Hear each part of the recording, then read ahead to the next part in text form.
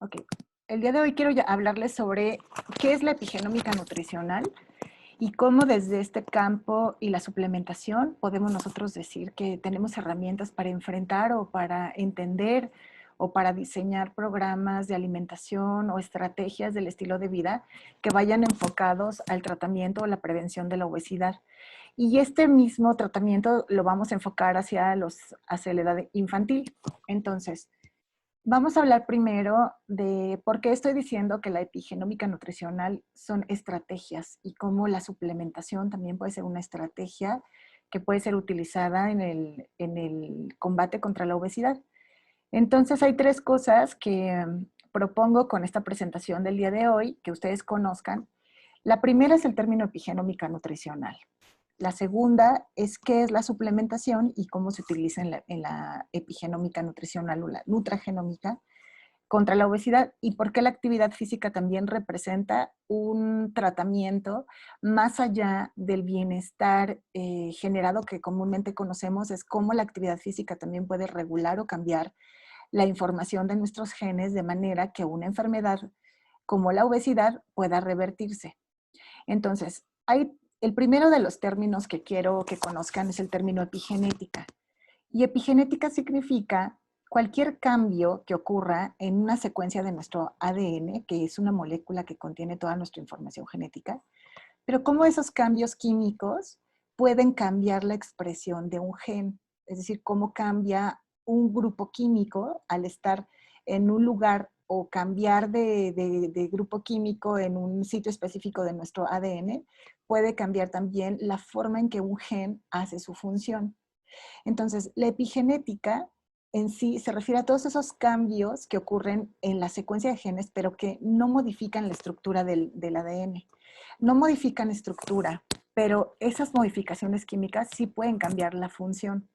Entonces, una de las cosas que más importa de este campo de estudio es que son fenómenos o cambios que se heredan. Y al ser heredables, significa que inciden en el bienestar o la enfermedad de una persona. Por ejemplo, una mujer embarazada que tiene un determinado estilo de alimentación o que tiene determinado nivel de estrés en su entorno, puede cambiar químicamente la información de sus genes sin modificar la estructura de los genes, pero sí cambiar los grupos químicos, que ahorita les voy a explicar cómo ocurre eso, de manera que se afecta la función. Y entonces, si ella estaba manifestando estrés en un momento determinado, pues el bebé va a ser más susceptible a generarse estrés por una situación en particular porque ya está predispuesto epigenéticamente.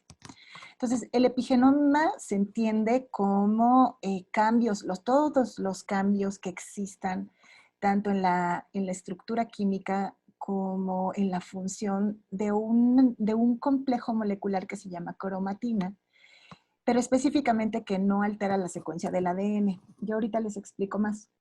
La epigenómica nutricional, entonces, es un campo de la nutrición unido a la genómica que se encarga de entender cómo las modificaciones epigenéticas o estos cambios superficiales en la cadena de ADN pueden cambiar también la expresión de los genes, pero estos cambios en el ADN son generados por compuestos, por moléculas, por vitaminas, por nutrientes, por fitoquímicos, por todos los componentes que están presentes en los alimentos y también por los hábitos de alimentación que tengamos.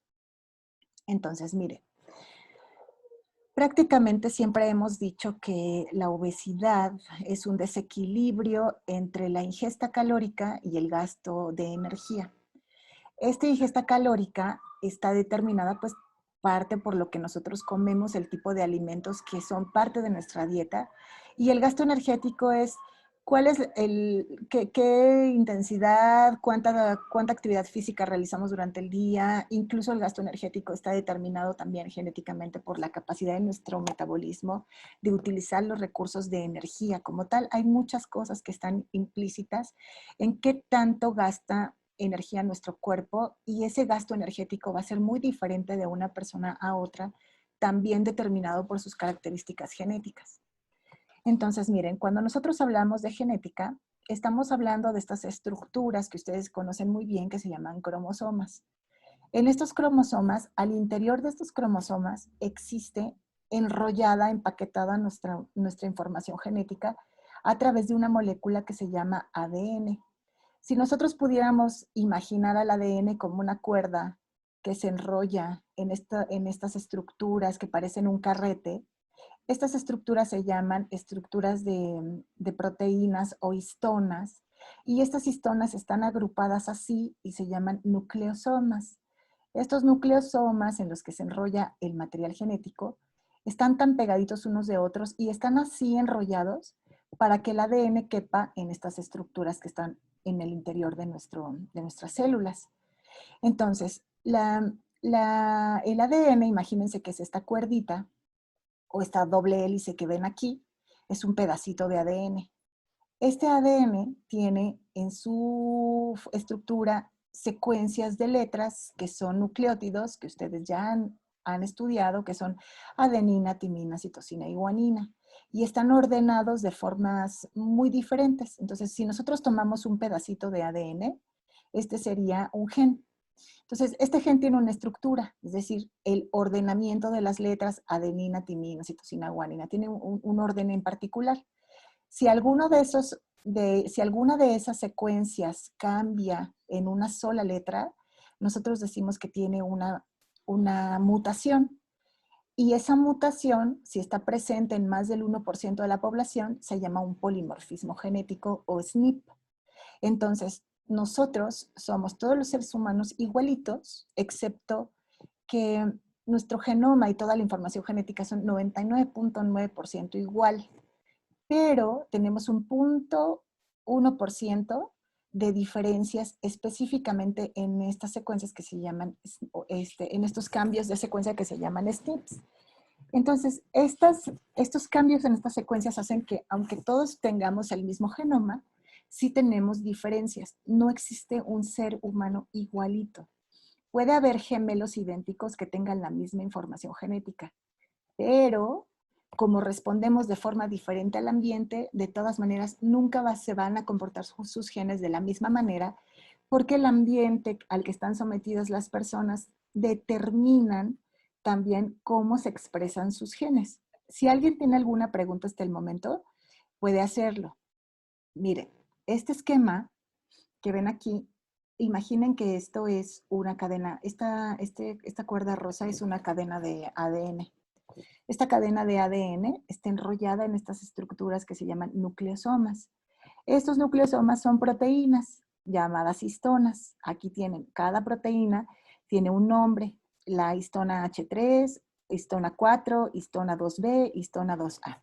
Entonces, sobre estas histonas se enrolla este ADN para empaquetarse tanto como lo ven aquí y formar la cromatina. Y a través de esta forma de cromatina cabe perfectamente en las estructuras de cromosomas para que todo el ADN de nuestras células que nos alcanzaría para dar unas 8,000 vueltas de ida y vuelta a la luna, por ejemplo, si extendiéramos el ADN, cabe gracias a que esto está sumamente compactado. Bueno, si ustedes ven, este ADN tiene unas bolitas azules que son grupos químicos llamados, que son lugares específicos que se llaman sitios de metilación. Estas bolitas azules son grupos metilo. Los grupos metilo pueden cambiar esta estructura de enrollamiento de la cromatina. Es decir, si hay la presencia de estos grupitos azules, van a encontrar que la cromatina se hace como acordeón, se compacta. Y si se compacta, entonces, si ustedes ven, este ADN que está expuesto al exterior, pues cuando se junta como acordeón se cierra y ya no queda expuesto. Pero imagínense que en esta región existe un gen en particular, al estar completamente tapado su sitio, pues ya no se va a expresar. Estos grupos químicos provienen de los alimentos también. No solamente los grupos metilo, también hay grupos acetilo, los grupos metilo, los grupos acetilo. Hay otros cambios en la epigenética que se llaman acetilación, metilación, ribodilación, fosforilación.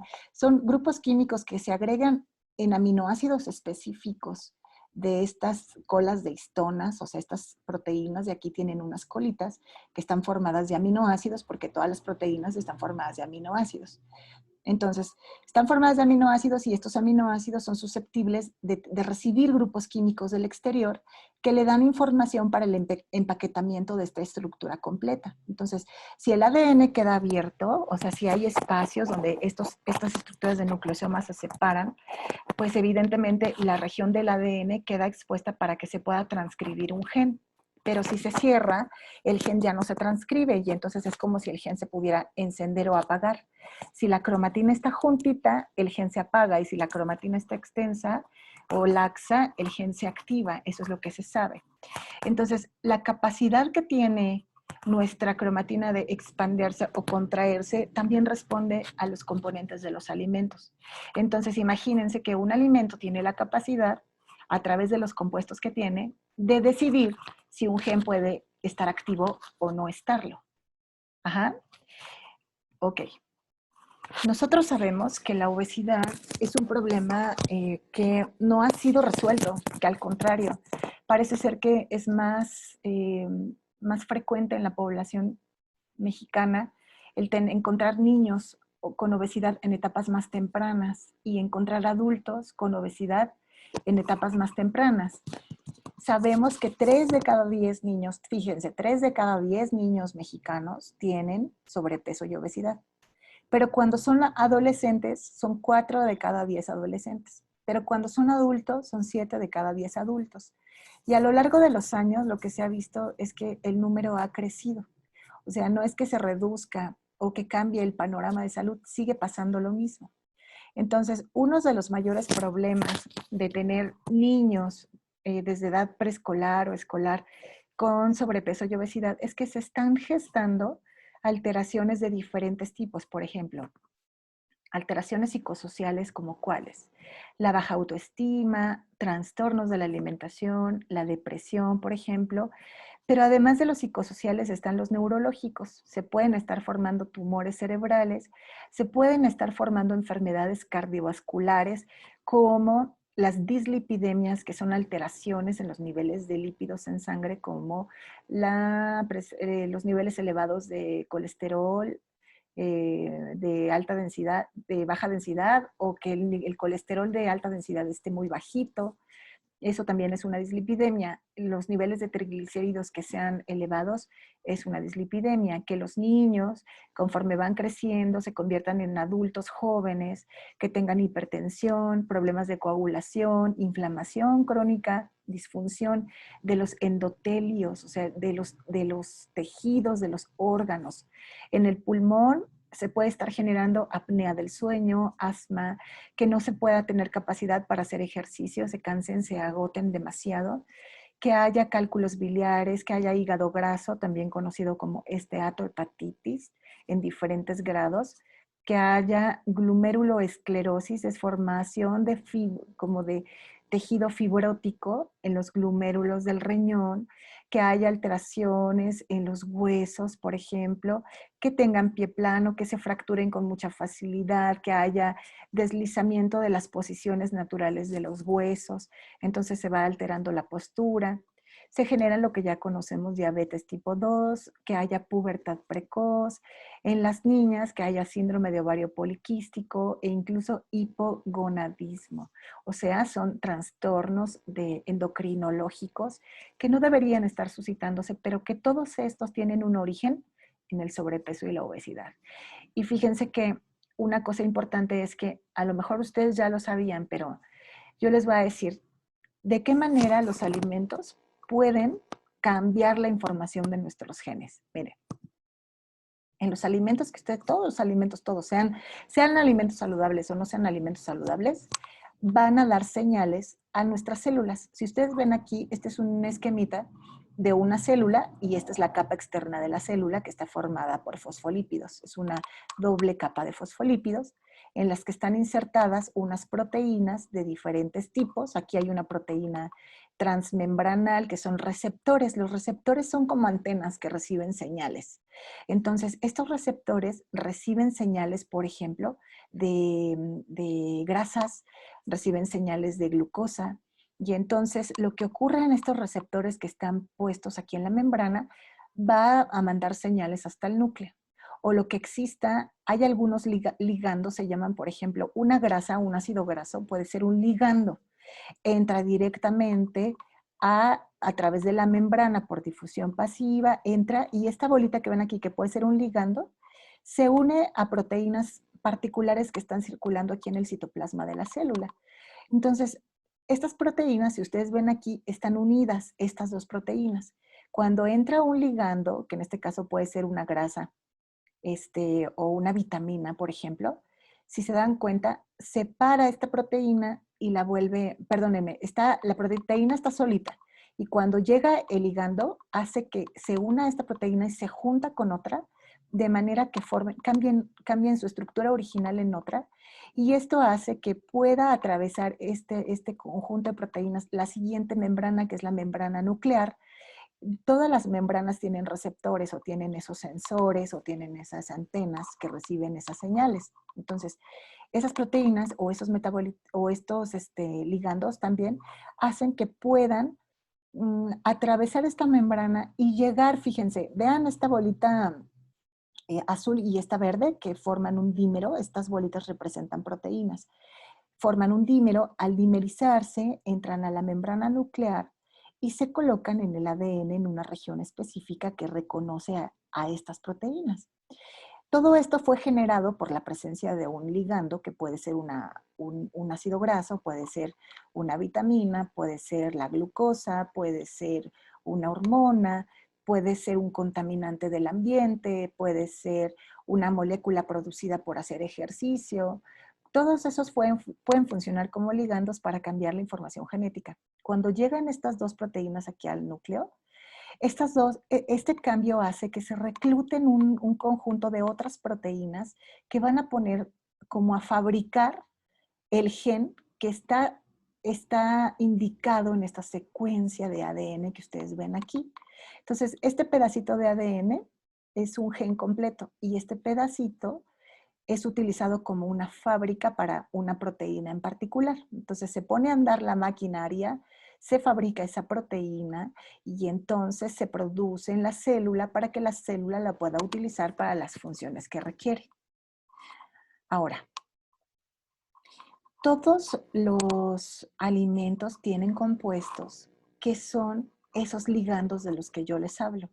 Y todas las células que están en nuestro organismo, todas, de todas las que se puedan imaginar, todas, de cualquier órgano, tienen sensores. Esos sensores son esas proteínas de membrana que yo les digo que son millones de sensores específicos para lípidos, específicos para glucosa, específicos para vitaminas, de macronutrientes, micronutrientes, milinutrientes, ¿no? Entonces, el hecho de que estos sensores se encargan de detectar la presencia o la ausencia de un nutriente para que la célula pueda echar a andar sus maquinarias y decir, bueno, me falta un sensor, me falta un nutriente, necesito compensar esta falta con algo más que me permita mantenerlo vivo, ¿no? Entonces el cuerpo tiene sus mecanismos reguladores, pero cuando hay desnutrición o hay un bajo aporte de energía, hay un bajo aporte de proteínas, vitaminas, lípidos, minerales, este equilibrio no se puede mantener y entonces se generan enfermedades.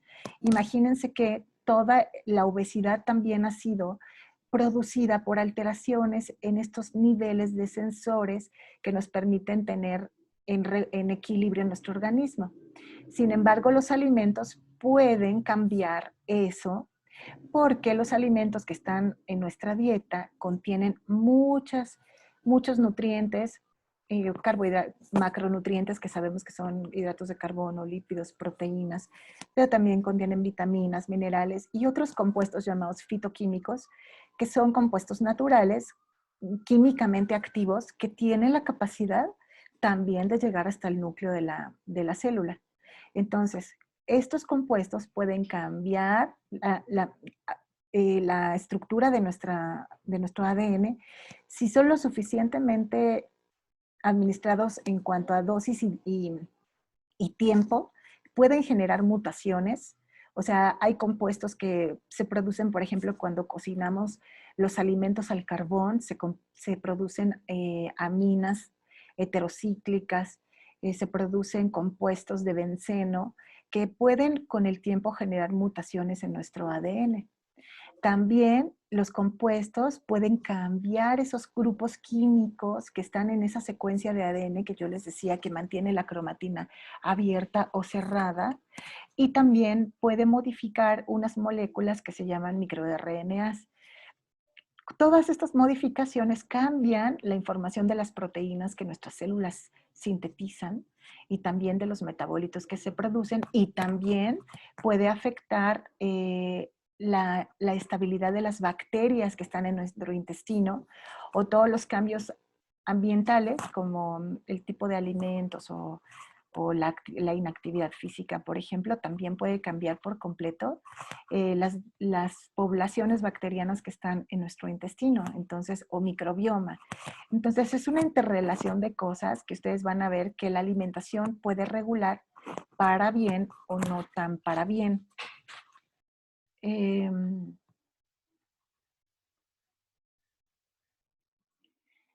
Entonces, si ustedes ven, la nutrigenómica es una fusión entre un área de las ciencias que estudia la estructura y el comportamiento de los genes, que se llama genómica, con la nutrición. Y la nutrición estudia los procesos de metabolismo de nutrientes para convertirlos en energía, ¿no? A través de diferentes vías. Entonces, nosotros podemos ahora estudiar un fenómeno como la obesidad a través de entender que la obesidad es un fenotipo, así lo vamos a llamar. Un fenotipo son las características observables que además son manifestadas así porque el ambiente afecta a la constitución física de la persona, pero también la persona es influenciada por sus características genéticas para responder al ambiente. Entonces el fenotipo habla de cómo los genes nos determinan y cómo el ambiente puede determinar la expresión de nuestros genes, ¿sí? Y cuando nosotros estudiamos cómo los genes nos permiten responder ante los alimentos o ante el ambiente, estamos hablando de nutrigenética. Pero cuando hablamos de cómo los nutrientes que están en la dieta pueden cambiar la expresión de nuestros genes, hablamos de nutrigenómica. Y en esta dirección de nutrientes, cómo los nutrientes afectan a nuestros genes, también hablamos del campo de la epigenómica nutricional. Entonces, nos referimos específicamente a esas modificaciones químicas llamadas metilación, acetilación, rubohilación, fosforilación y todos los cambios químicos que puedan ocurrir en estas estructuras de nucleosomas o en el ADN que esté enrollado en estas estructuras, pero que son reversibles. Entonces, imagínense lo que sería decir, bueno, a lo mejor no lo habían pensado, pero la obesidad es reversible y lo han visto. ¿Cómo se hace reversible? Con actividad física, cambiando su alimentación hacia una alimentación más saludable. Pero ¿saben por qué pasa eso? ¿Por qué es reversible? Porque existen cambios en la información de nuestros genes, cambios en las estructuras químicas de nuestro ADN enrollado en estas proteínas, cambios en la información que ocurre desde el núcleo de la célula hasta que se produce una proteína. Por eso son reversibles. Entonces, hay muchas enfermedades que llegan a ser reversibles porque podemos cambiar el componente epigenético que generó la enfermedad. Entonces, en el caso de la obesidad, estamos hablando de disfunción del tejido adiposo. O sea, el tejido graso de las personas funciona mal, no funciona con normalidad. ¿Y qué ocurre? Ocurre que los adipocitos prácticamente, o las células que ustedes ven aquí al fondo de este video, esos adipocitos crecen, crecen, crecen, crecen en tamaño y en número. Entonces son las únicas células que no dejan de crecer. Entonces, aunque el cuerpo tiene sus procesos para regular, de homeostasis, para regular ese crecimiento y le pone barrera, cuando ustedes ven que empieza a haber cada vez más tejido adiposo, más tejido adiposo, más tejido adiposo, es que esos esfuerzos de nuestro cuerpo no están siendo suficientes. Y a veces tiene que ver con factores de ausencia de nutrientes, tiene que ver con falta de ejercicio y con todo lo que ustedes ya conocen. Pero ¿por qué pasa eso? ¿Por qué el tejido adiposo se va incrementando en volumen y en número? Porque se inflama. ¿Y por qué se inflama ese tejido adiposo?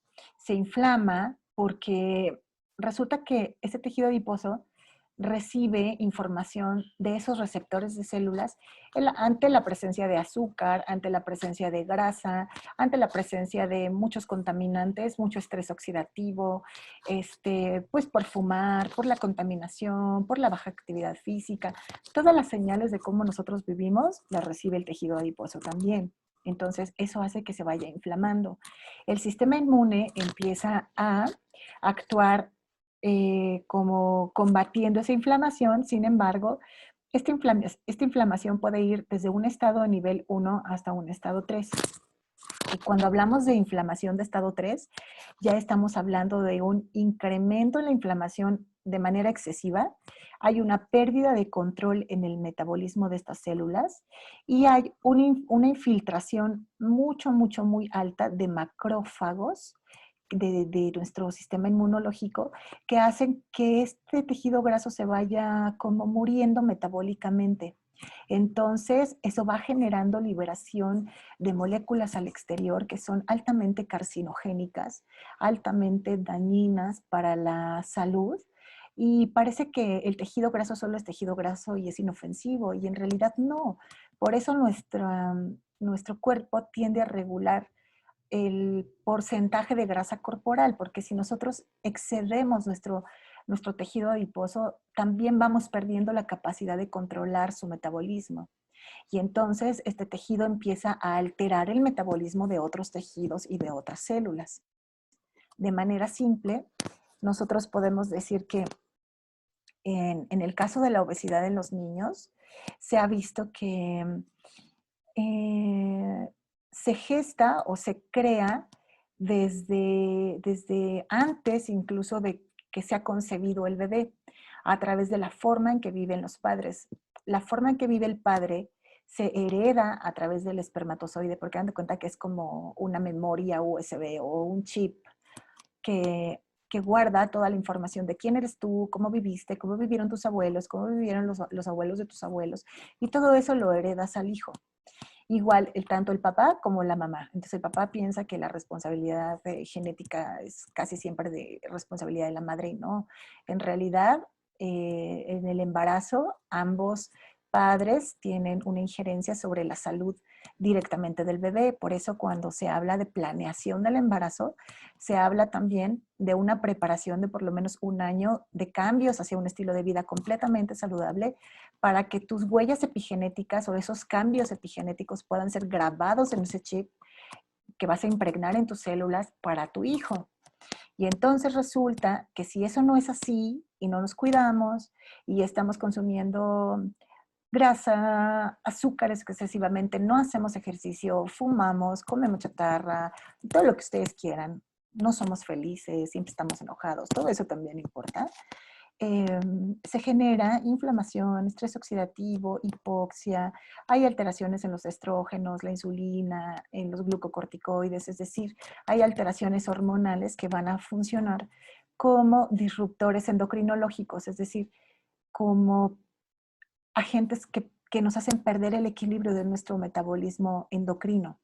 Entonces, eso va a afectar prácticamente el metabolismo de los ácidos grasos, de la glucosa, cómo el metabolismo del niño permite enfrentar el estrés oxidativo, cómo responde ante la inflamación, si tiene una predisposición epigenética a tener deuda de sueño, si el mismo niño está predispuesto epigenéticamente a ser obeso o a tener sedentarismo. Y después del nacimiento, pues la dieta de la mamá y la calidad de la leche materna, la calidad de la lactancia materna, interfiere en la salud del bebé, como ya lo hemos visto.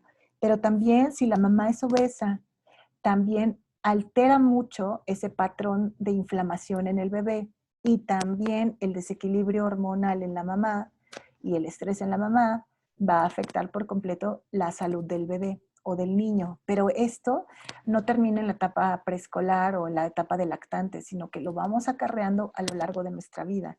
Si nuestros padres son obesos, lo más probable es que nosotros epigenéticamente estemos predispuestos a ser obesos. No, no probable, se ha demostrado que existe. Hasta si nuestros padres son obesos, hasta nuestros nietos ya tienen ese chip de ser obesos, gracias a que nosotros somos obesos. Entonces, ¿cómo podemos generar un cambio si ustedes ven las estadísticas y no hemos podido parar el proceso de formación de obesidad en los niños y en los adultos?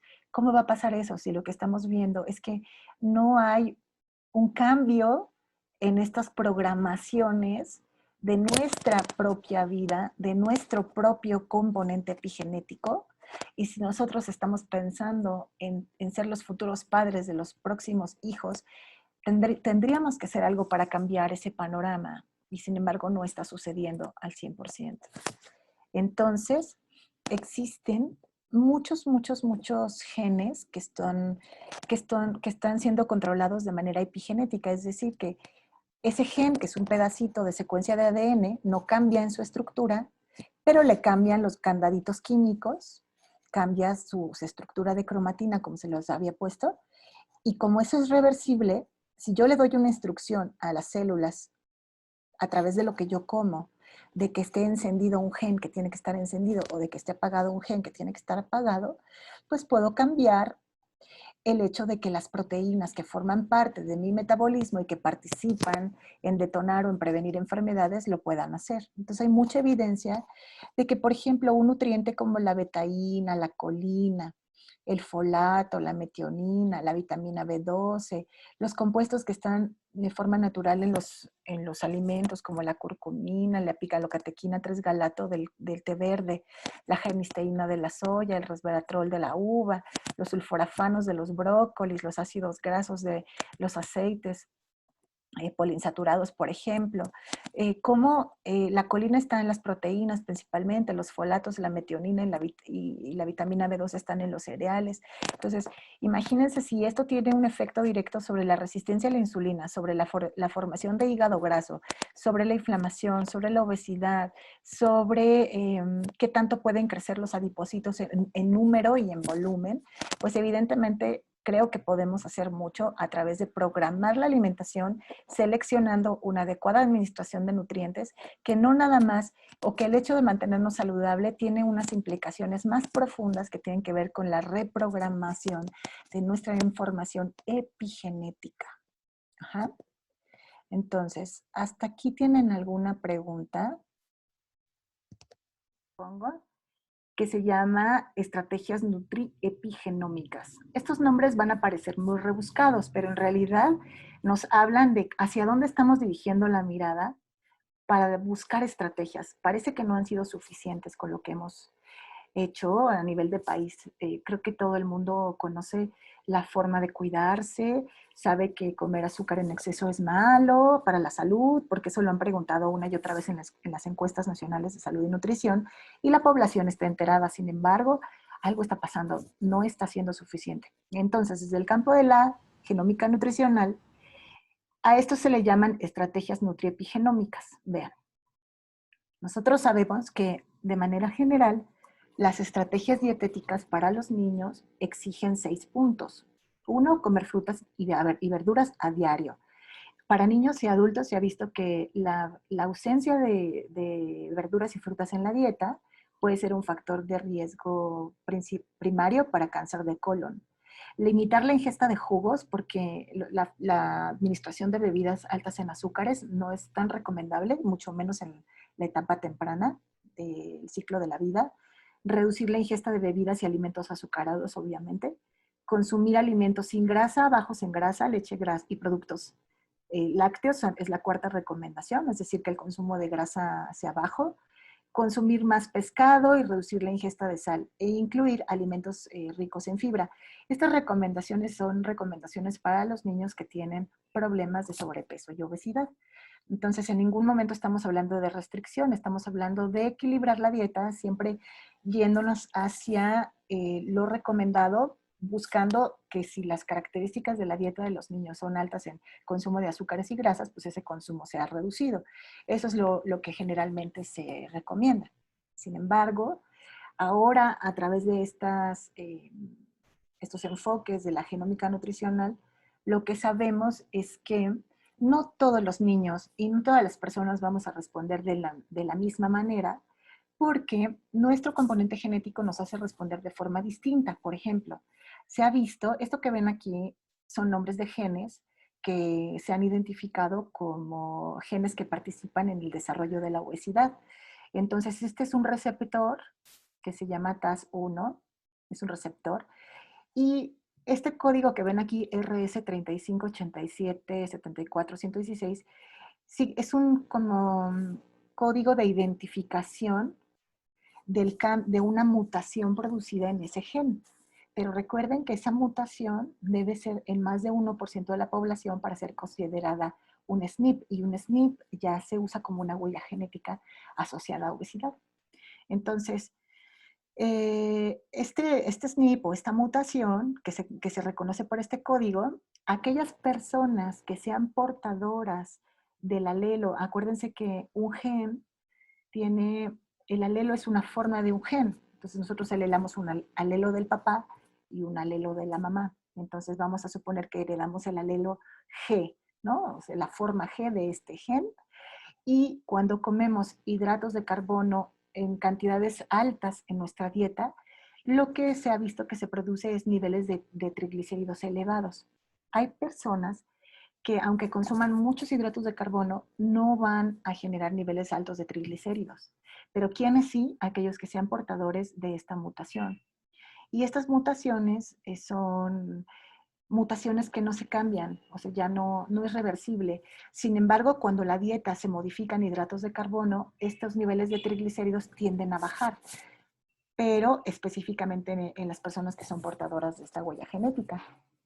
Entonces, todas las personas responderemos de forma diferente también de acuerdo a nuestro componente genético. Entonces, aquí ya empezamos a caer en conflicto porque las recomendaciones nutricionales que normalmente se toman como generales para la población dejan de ser consideradas generales y empiezan a verse más específicas, más personales. Dependerá de qué tanta información podamos obtener de la persona a partir de sus secuencias de genes para predecir o asociar la respuesta que tendrá ante un tipo de estrategia dietaria determinada y el efecto que puede dar en el tratamiento de la obesidad o de cualquier otra enfermedad como la diabetes o el síndrome metabólico en general, ¿no? Entonces, hay, por ejemplo, aquí les pongo algunos datos de cómo una dieta baja en proteína, por ejemplo, tiende a disminuir el riesgo de diabetes mellitus tipo 2 porque tiene la capacidad de actuar a través de este gen NR1H3, es una histona 3. Entonces, todos estos genes están asociadas a la presencia o ausencia de algunos nutrientes. Por ejemplo, si una dieta es baja en cromo, si es baja en selenio, o si es baja en vitamina B12, o en vitamina A, o si es alta en grasa y azúcar, o si es baja en vitamina D, o si es alta en ácidos grasos, ¿ven? Entonces dependerá de la interacción que tenga con estos genes para favorecer el tratamiento de la obesidad. Les pongo un ejemplo. Una dieta cetogénica que es recomendada para el tratamiento de la obesidad. Es a base del incremento de ácidos grasos y la restricción de energía proporcionada por hidratos de carbono. Entonces se supondría que una persona que tiene un consumo solamente de grasas y proteínas tendería a reducir el peso. Sin embargo, puede haber personas que tengan estas interacciones entre los ácidos grasos con estos genes y lejos de tener una respuesta favorable, pues no van a tener una pérdida de peso como lo habían esperado, porque hay una resistencia a la pérdida de peso porque hay un bajo metabolismo de los ácidos grasos. Por ejemplo, a nivel epigenético se sabe que una dieta baja en proteína provoca acetilación, es decir, una dieta baja en proteína permite la colocación de muchos grupos acetilo, que son como esas bolitas azules de colores que les mostraba en el ADN, que son reversibles. todos los cambios epigenéticos son reversibles. O sea, si colocamos más acetilo, la cromatina se hace laxa y entonces genes que estaban ocultos tienden a desocultarse o a revelarse y pueden transcribirse o expresarse, ¿no? Y si se compacta por la presencia de grupos metilo, pues entonces dejan de estar en acceso para la maquinaria de transcripción y entonces no se expresan. Lo que se ha visto es que una dieta baja en proteína acetila este gen y por lo tanto disminuye el riesgo de diabetes mellitus tipo 2.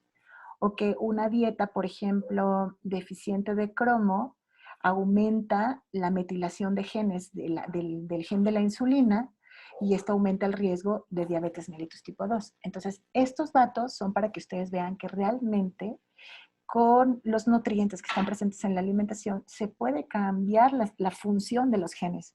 Y que si se cambia la función de esos genes, nosotros podemos o incrementar o reducir el riesgo de enfermedades como la diabetes mellitus, enfermedades cardiovasculares, de la obesidad, de hígado graso, incluso de cáncer. Y controlar otras enfermedades, epilepsia, artritis, lupus eritematoso sistémico, la función de nuestro sistema inmunológico. O sea, ocurren muchísimas cosas. Entonces, hasta ahí a eso se les llama como estrategias nutriepigenéticas. Es decir, nosotros cuando planeamos una estrategia nutriepigenética estamos diciendo, yo voy a administrar selenio en determinadas cantidades porque la evidencia en algunos grupos de poblaciones se ha visto que cuando se administra una cantidad determinada de selenio, yo puedo aumentar la metilación del gen BLH, por ejemplo. Voy a poner otro ejemplo, de la vitamina D. Entonces, si yo tengo una dieta deficiente de vitamina D y yo administro vitamina D, yo sé que disminuyo el riesgo de diabetes mellitus tipo 2, ¿no? Entonces, ese enfoque ya se habla de un enfoque nutriepigenético, porque sabemos que vamos a dirigir la actividad de la vitamina hacia la modificación de genes que participan en la generación de la diabetes mellitus tipo 2. Y entonces lo maravilloso de los alimentos es que todo el tiempo estamos administrando diferentes nutrientes en cantidades inofensivas y que habrá personas que tengan una baja capacidad de conversión de vitamina D del ambiente en una vitamina D activa y que sean más susceptibles a diabetes. Por eso, entonces en esas personas va a ser más importante la administración de la vitamina D. Ok. Por toda esa evidencia, existe dentro del área de la suplementación algo que se llama nutragenómica. Es a través de estudiar cómo los nutracéuticos, un nutracéutico es un nutriente administrado en dosis altas a un nivel farmacéutico y que se vende como un medicamento sin serlo, pero es un nutracéutico, es decir, no es un fármaco, es un nutriente en calidad y cantidad farmacéutica que tiene una función terapéutica. Entonces, estas estrategias o estos compuestos en los alimentos se llaman epibioactivos, es decir, un compuesto como la capsaicina del chile, o sea, se come en un chile y tiene capsaicina, esa capsaicina es un compuesto bioactivo. ¿Y por qué se llama epibioactivo? Porque es bioactivo también en las huellas epigenéticas. Cuando vean epigenético es sobre la estructura del ADN. No cambio la estructura del ADN, cambio los grupos químicos que hay alrededor que dictan cómo está ordenado ese ADN y que permiten cambiar la expresión de los genes. Entonces, todos los alimentos tienen esos compuestos bioactivos y ya en la industria de los nutracéuticos, la nutragenómica estudia cómo, por ejemplo, los polifenoles de la manzana pueden favorecer la metilación de este gen SRBF1 y generar así un tratamiento contra la obesidad. Como los polifenoles de la manzana pueden aumentar la metilación o la generación de esos grupos químicos en este gen PIPAR gamma C1A e incrementar el efecto antiobesidad, ¿no? Aquí, por ejemplo, la dieta mediterránea aumenta la metilación de este gen y eso genera efecto antiinflamatorio, como el aceite de pescado, por ejemplo, puede aumentar la expresión de estos microRNAs, que son moléculas también que se consideran dentro de la epigenética, porque esos microRNAs, hagan de cuenta que son como silenciadores de genes específicos. Entonces, este microRNA 19B está hecho por nuestras células, por nuestro cuerpo mismo, para apagar genes en particular que son reconocidos por su secuencia. O sea, esos nacen para silenciar o para activar, nacen para contrarrestar la acción de un gen. Entonces, el aceite de pescado o un compuesto natural también puede cambiar la actividad de estos microRNAs. Y todos estos efectos son reversibles. Entonces, si nosotros no estamos comiendo así, pues podemos estar generando alteraciones en nuestra información epigenética que nos hace estar como estamos el día de hoy.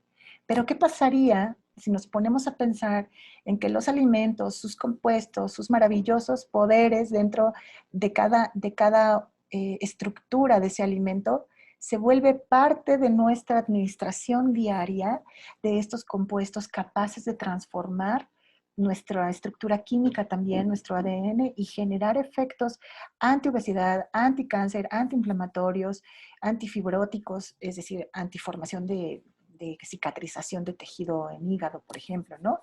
Para reducir los niveles de lípidos, etcétera.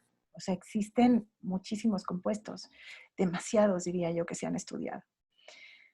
Entonces, uno de los compuestos que más se han utilizado en el tratamiento de la obesidad infantil, específicamente y también en la etapa de la adolescencia, pero también en los adultos, son los bioflavonoides. Todos los bioflavonoides, y lo que les estoy hablando está presente en estos vegetales que les pongo ahí en el esquema: naranja, cebolla morada, manzana, calabaza, brócoli, fresa mora, lechugas, col, coliflor, pepino, apio.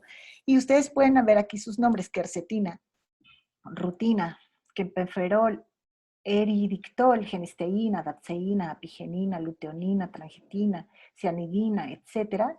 Estos, por ejemplo, de este grupo pueden bloquear la hipertrigliceridemia, pueden aumentar los lípidos en sangre, pueden disminuir la ingesta de glucosa y pueden aumentar la respuesta ante el estrés oxidativo. O sea, es decir, todos estos procesos que no queremos que ocurran, como es la hiperglicemia, o sea, el incremento de la glucosa, el aumento de los lípidos en sangre, el consumo de glucosa aumentada o el estrés oxidativo, son bloqueados por estos compuestos.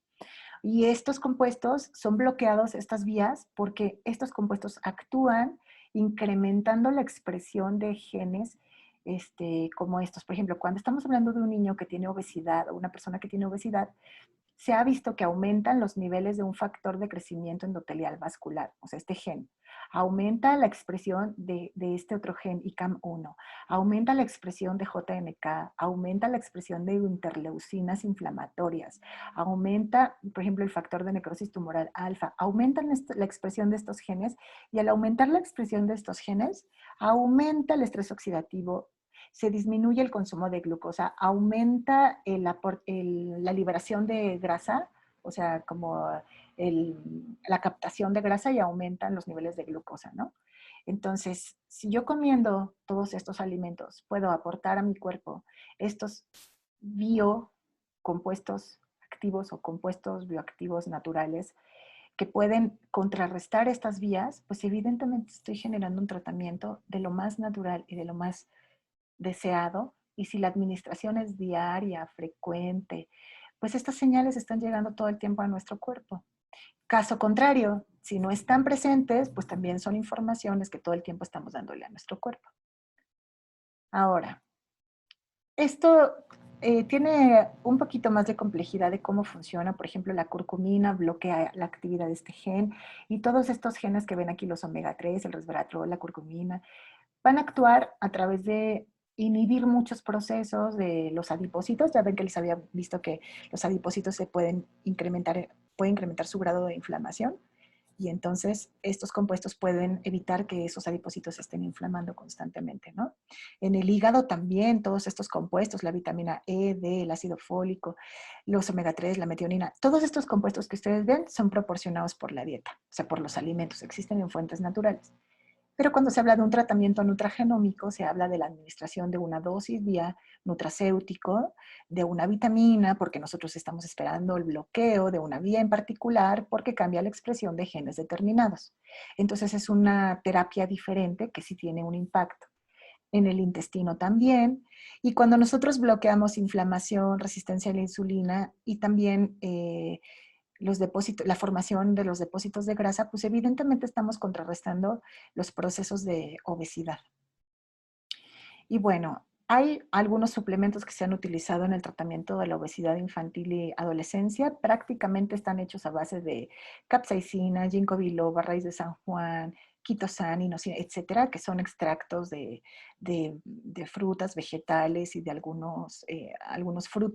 frutas como la naranja china y demás, cáscara sagrada, demás. Entonces, ustedes pueden ver que ya se ha hecho trabajo en nutragenómica para investigar cómo pueden generar efectos contra metabolismo de hidratos y grasas, como supresores del apetito, como algunos agentes que disminuyen el estrés. Y es que en los niños se sabe que prácticamente los tratamientos adicionales a los cambios de dieta tienen que ver con 3 vías principales: estimulantes, energizantes y termogénicos.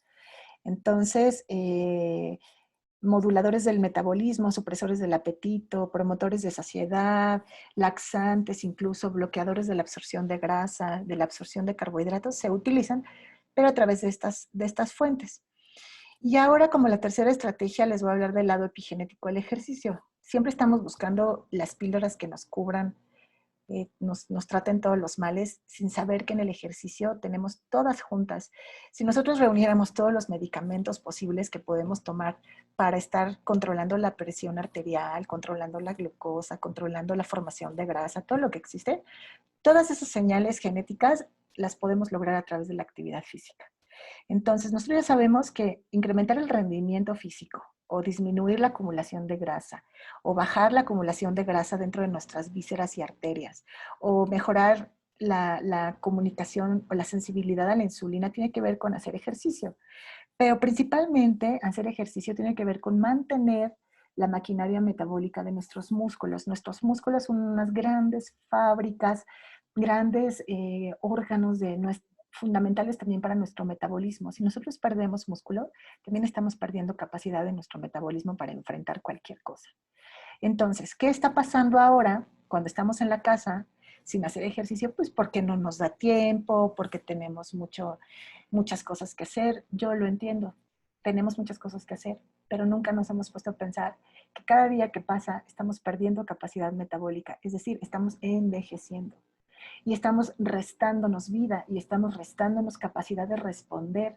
Ustedes si preguntan, ¿quisieran encontrar la manera de responder mejor a cualquier situación de estrés o responder mejor a cualquier infección? ¿Lo harían? Pues mi respuesta es, hagan ejercicio. No, que no pase un día en que no hagan por lo menos 20 minutos de ejercicio. Coman para mantener sus músculos. Actívense, porque estamos diseñados para eso. ¿Ah? Entonces, ¿qué está pasando aquí? Que si yo no hago ejercicio, pues lo que estoy haciendo es evitar el mantenimiento de la maquinaria de obtención de energía que principalmente está en las mitocondrias de nuestros músculos. Y se crean alteraciones en esas mitocondrias que van a crear enfermedades multiorgánicas. Entonces, aquí le llaman las píldoras del ejercicio y es como que todo el mundo desea encontrar una píldora mágica que nos evite la fatiga de hacer ejercicio. Y es la búsqueda. De verdad que hay gente en la ciencia básica que está buscando la píldora mágica que nos haga el efecto del ejercicio sin hacer ejercicio. Claro, porque es un tratamiento que tendrá que ser necesario porque la gente no se está moviendo. Entonces no hay manera, ¿no? Entonces, mucho se critica el uso de esteroides anabólico-androgénicos y sin embargo es lo más cercano a incrementar la síntesis de proteínas que se usan con el ejercicio. Claro que yo no estoy recomendando que usen fármacos esteroides anabólico-androgénicos. Simplemente estoy diciendo que esa píldora mágica la tenemos todos los días, pero la dosis a lo mejor se nos olvida tomarla, ¿no? Que es el uso del ejercicio. Entonces, en los niños, todo esto sigue siendo una recomendación y pues esto que les acabo de hablar prácticamente tiene que ver con algo que con lo que inicié la plática del día de hoy, que es la nutriepigenómica, y es como a través de mantenimiento de nuestros músculos, vean, con el ejercicio tenemos nuestro músculo fuerte, activo y alimentado para mantener la estructura de nuestro ADN como debe estar y mantener la estabilidad del mismo para evitar enfermedades y responder mejor, ¿no? Entonces, con esta frase siempre la actividad física y la nutrición son una gran presión ambiental capaz de moldear los genotipos y fenotipos humanos, por lo que elegir la combinación correcta garantiza la salud y la longevidad. Y bueno, hasta aquí voy a dejar la presentación.